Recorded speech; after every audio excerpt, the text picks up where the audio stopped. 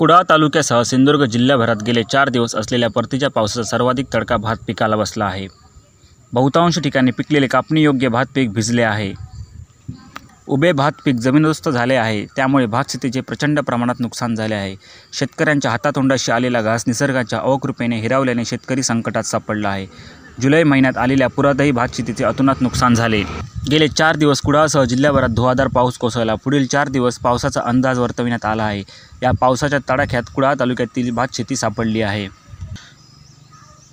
मुसळधार पावसामुळे तालुक्यात पूरस्थिती निर्माण झाली आहे, त्यामुळे पुराचे पाणी नदीकिनारील भागात भात शेतीत शिरून भात लावणी वाहून व कुजून गेली आहे।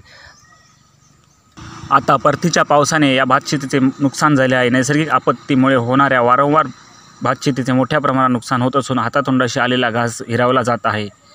त्यामुळे आम्ही करायचे तरी काय, असा सवाल शेतकऱ्यांमधून उपस्थित होत आहे।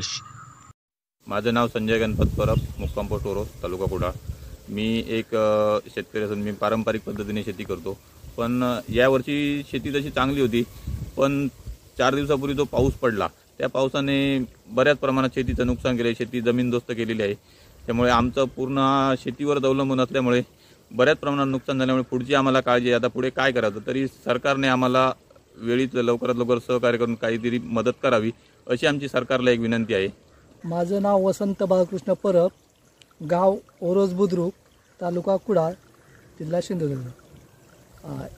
ह्या पावसामुळे पूर्णपणे भाताची नासधूस झालेली आहे आणि आता ही हातातोंडाशी भात आलेलं आहे, सगळं जमीनदोस्त झालेलं, त्यामुळे आमची भरपूर नुकसान झालेली आहे।